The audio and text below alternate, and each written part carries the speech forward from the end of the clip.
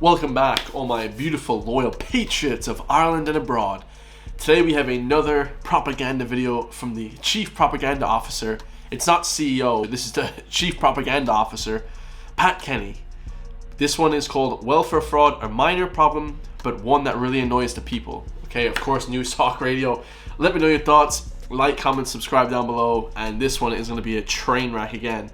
Because, like I said in the last video, not only are they just, flooding the streets with God knows who criminals and just insane, like a free-for-all, there's flipping drug trafficking people, there's just, Ireland has just gone to the dogs, basically. And no insult to the dogs, okay? Somebody commented that on my channel, love that comment. It's gone to the dogs, really, but again, we have more welfare fraud now. Basically, the dole, okay, that you should only stay on for a few weeks at a time. We're going to talk about that. Now, people are claiming it if they're dead. They're claiming it from overseas. You can only claim it in Ireland. It's a whole rigmarole. So this one's going to be crazy. Let's get it. Last year, social welfare inspectors uncovered more than 6,000 cases of suspected welfare fraud, leading to the recovery of more than €14 million in taxpayer money. Come on. The frequency of suspected fraudulent cases has been steadily increasing since 2018, further exacerbated by the pandemic. So what is causing this fraud? Can it be stopped? Well, joining me this morning, James Geoghegan, Fine Gael TD for Dublin Bay South, who raised the issue in the Dáil yesterday, and Suzanne Rogers with Social Justice Ireland. Good morning and welcome to you. Social Justice Ireland, here we go. But 6,000 cases uncovering €14 million of taxpayers' money. I mean, of course the people are pissed off about that. There shouldn't be any flipping case of tax fraud in this country at all, or welfare fraud, tax fraud too, but welfare fraud is even worse because people claiming disability when they shouldn't be claiming disability. If you're a young man under 50 and you can flip and talk, walk, and use your hands, you shouldn't be claiming disability. That's a joke, guys, okay? Also, get your ass to work. Second of all, if you're flipping claiming welfare from abroad and you're not if you're not Irish from Ireland, why are you claiming Irish welfare? This is fraudulent, guys. People come into the country, they start claiming welfare. They just sit at home all day, €240. And, it pisses people off because I work jobs where if I worked part-time that week, maybe I only earned €250 that week. Okay, because I got taxed €50. Whereas people sitting at home did nothing for the whole week, they got paid $240. It's a complete piss take, guys. To you both. James, what prompted your question?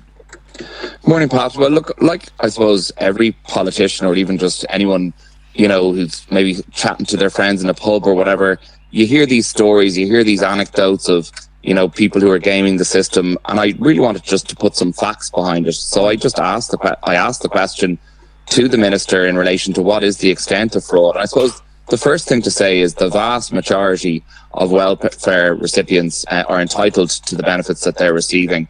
But the numbers of suspected fraud cases, they are very high. I mean, 6,000 cases this year, which is actually an increase of 1,000 cases last year. And the monies involved in those cases are very significant as well. So over €14 million recovered this year and €13 million recovered last year. Now, if you take that in the context of the overall social welfare budget, which is $2.5 billion for this year, $2.5 billion for the entire social welfare. I mean, we are a welfare state, guys.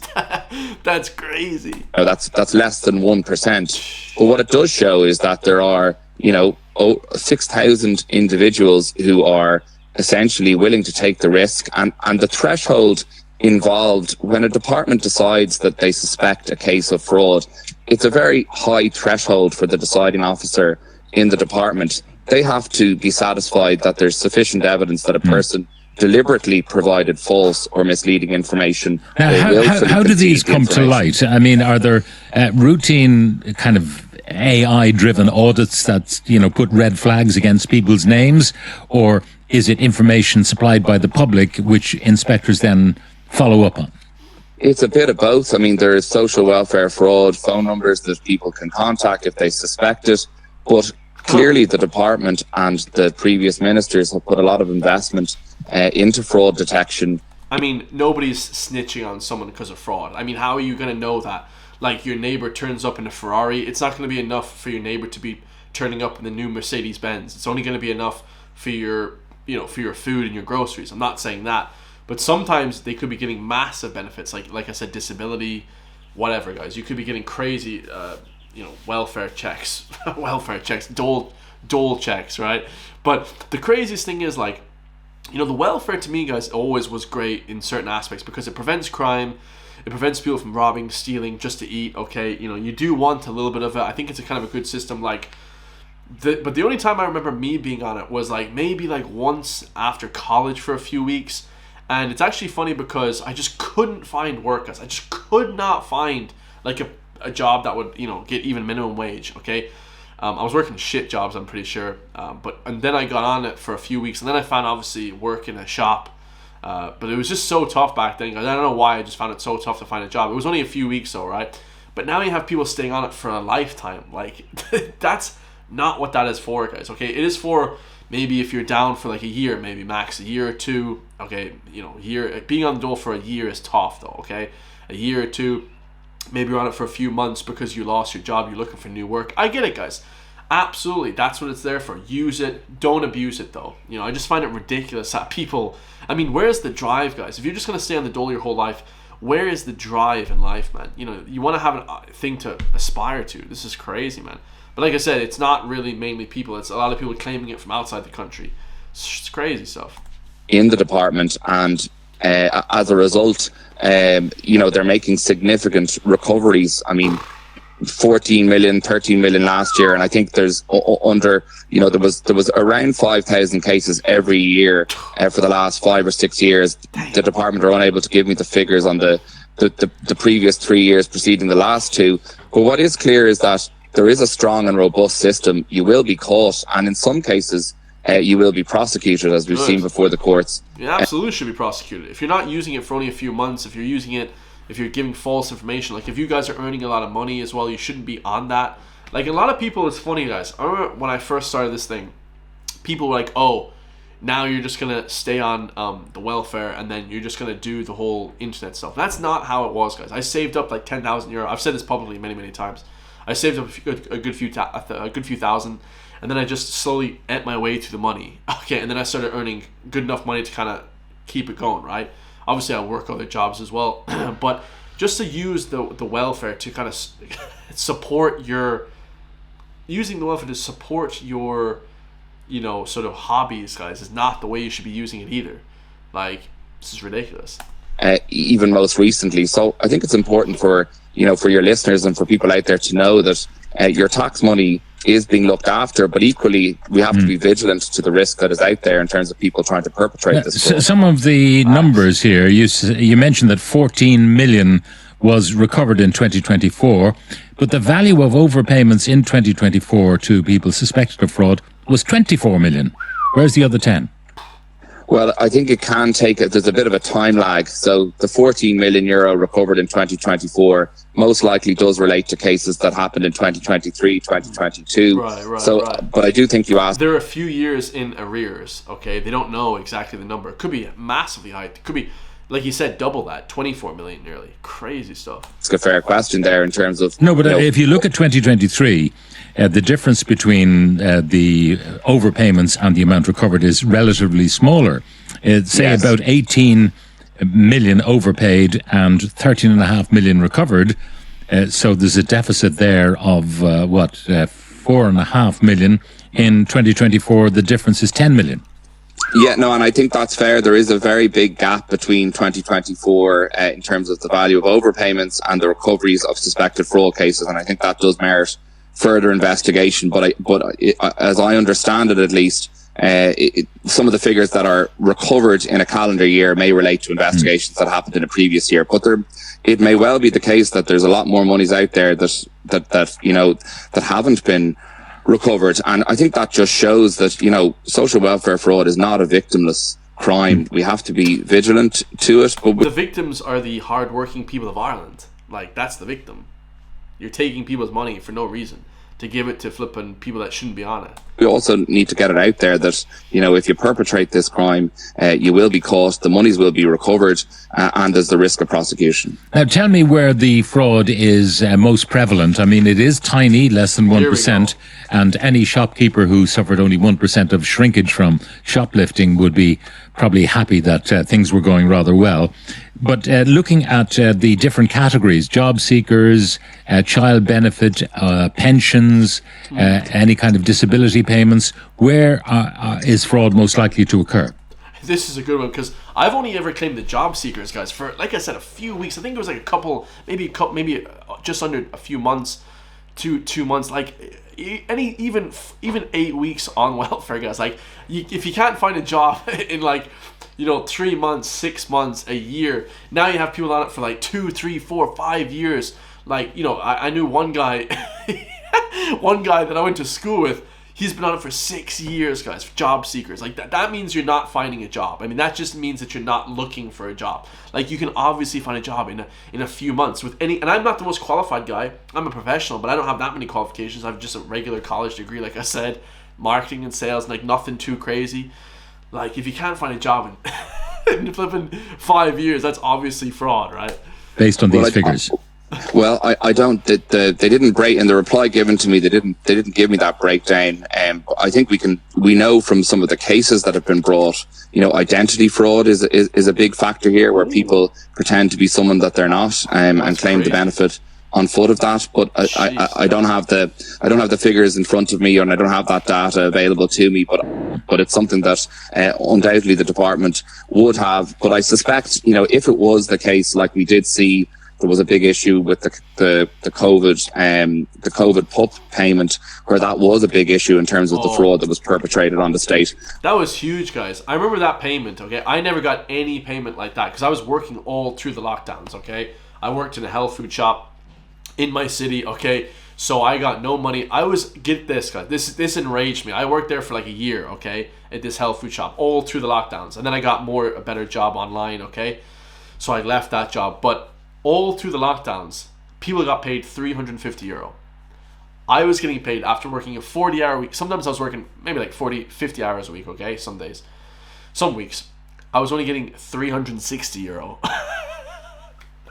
€366. I'll never forget that number, after taxes. And then I had another guy who was laying on the couch doing nothing, getting paid €350. I mean, what? it makes you not want to work. I'm telling you guys, it just makes the people that are hardworking and have tenacity like me and you, it makes us not want to work. I would suspect that if there was a systemic level of fraud in one category of payment rather than another, there would be a campaign around it. True. My instinct would be that the level of fraud that is being suspected, it may be on a whole myriad of the payments that social welfare provides. You get these urban myths, and maybe they're not myths, maybe they're semi-based on fact. The idea that there are people who no longer live in the jurisdiction who are claiming, and there are children who are no longer living in the jurisdiction who are getting child benefit or child benefit collected on their behalf. Yeah. Do you know anything about that? Well, they haven't provided those figures, but I mean, they're the So this guy sucks, basically. He hasn't provided with 2 figures. Why would you come on the show so empty-handed? This guy knows nothing. Get this guy off the radio. They're all left-wing Marxist propaganda specialists. They're just ridiculous. How does he not know the information? I know the information, guys. Yeah, there's been loads of that fraud, guys. Insane. Kind of stories that I kept hearing, whether campaigning over the last 5 years as a councillor before I became a TD. Oh. And that's really why I wanted to get to the bottom of it, get the answers, find out what the extent of the problem is. And I think it would be interesting to know, how much of it is attached to that kind of behaviour, where people are essentially claiming a benefit, but they're living outside the state. And we don't know the extent to which kind of whistleblowers in a neighbourhood are leading the inspectors to the doors of their neighbours. We don't know those numbers, do we? No, we don't know those numbers, though we do. Again, this guy knows nothing. Know that the department actively encourage people to contact, and there is a telephone number attached to their website in relation to this type of fraud. And is there any incentive to people to report? I mean, is there any reward? Yeah, Pat Kenny, you get their money. if you report them and they get taken off to $240 a week or whatever it is now. My friend said it's €240 a week, which is crazy. Whatever it is now, you get their money. Like, what a stupid question. Is there any incentive to snitch on your fellow man? No, there isn't. Of course not. Reward system for them, rather than just knowing they're saving the taxpayer money. Well, look, I think being the good citizen is no more than any other kind of crime. Like the Gardaí would always tell you, if you see any kind of crime, report that crime, because if you don't, but when will the Gardaí arrive? risk. That's a different question entirely, because we've been here. Pat Kenny, when will the Gardaí arrive? Well, I don't like this sort of like beration of the Gardaí. The Gardaí work hard, guys. Okay. And yeah, of course, these petty crimes, there's not enough resources, but if murders and attacking people, they work really well then. Detectives, the ERU. Of course, if you're a guard on the beat, yeah, you're not going to get much respect from Pat Kenny. Listen, Gardaí, if you see this guy speeding, man, give this guy a ticket. He doesn't respect you at all. I respect the Gardaí a lot, man. This guy's a clown, bro. Like, he's actual tough, man. If we didn't have Gardaí, then people like Pat Kenny would have to enforce the law. Could you imagine Pat Kenny as a law enforcement officer, a Leo? Come on, guys, ridiculous. This guy's a clown. Hearing from Vox Pops with business people around Dublin city centre, you might be waiting. We don't have a car. Sorry, we can't get there. It'll be an hour and a half. So why don't you give them more funding, you douche? Why doesn't Pat Kenny give them more flipping funding then? Why doesn't he invest more in the guards? Why doesn't he give the Gardaí more funding? Vote for that. That's what I would vote for. Stupid. More training, better training. I wouldn't necessarily quote that as being the best practice to emulate. What? Report to the Gardaí and what will happen and when. Well, the only thing I would say is that, the figures are high, the value is high, but it does appear that the investigators in the department are doing their work, and they are recovering the money for the taxpayer. Okay, now Suzanne Rogers is listening to our conversation of Social Justice Ireland. Suzanne, good morning. Wait for this, lads. Social Justice Ireland. Jesus. How can you even NGO, right? Good morning. Thanks for having us. Now, less than 1%. Is this a storm in a teacup? I'm always fascinated by the language we use, and again, the deputy's correct. Like, this is suspected welfare fraud, so I'm going to hang everything on that word. And again, he's really correct in the sense that. Okay, so right off the bat, guys, she said it's suspected welfare fraud. So that means she doesn't believe that there's any welfare fraud. This is the kind of idiots we have. I mean, how can we even change society when people are denying that certain crimes exist? I mean, yeah, murders have increased, attacks with knives have increased, welfare fraud has increased. Why do we think that, guys? There's reasons for this. Come on, man. This is just not even being logical. This is the left-wing Marxist, communist. These are the people that want to be voted into power. NGOs, that shouldn't even be a thing. I'd make NGOs illegal if I was Taoiseach.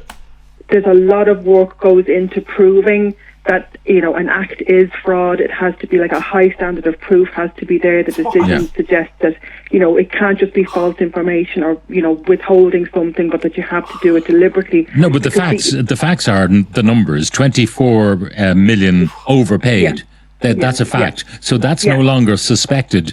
That's, if you like, proven. Again, guys. Oh my God. Some women, I'm not going to say all women, but some women, bro.